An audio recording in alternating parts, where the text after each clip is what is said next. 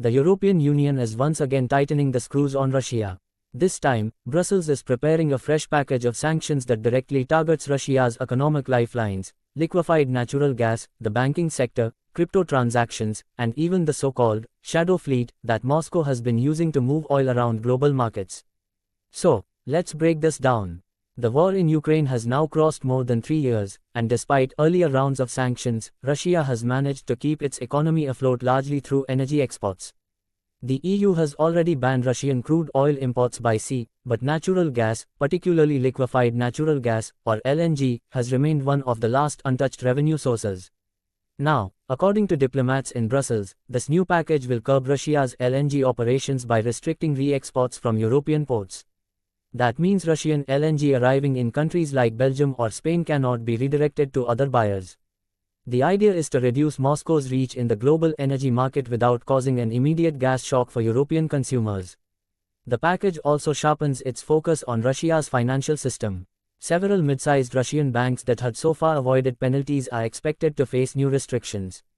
This would further isolate Moscow from international capital flows and complicate business transactions for Russian companies.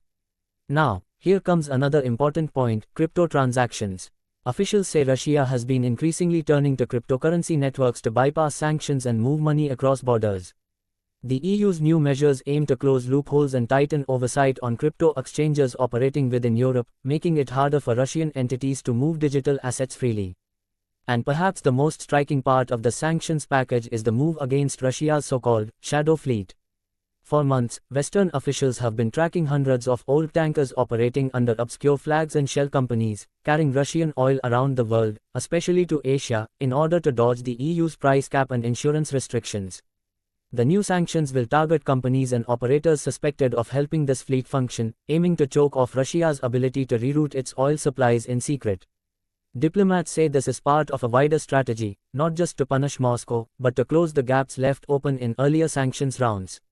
Each new measure is meant to make it more expensive and more complicated for Russia to fund its war machine. Of course, there's always debate within the EU. Some member states worry that too harsh a crackdown on LNG could raise energy prices again in Europe. Others argue that the only way to pressure Moscow effectively is by targeting its biggest revenue sources, no matter the cost. In short, this package represents another step in the EU's economic war with Russia, one that shows Europe is determined to keep tightening pressure, even as the conflict grinds on.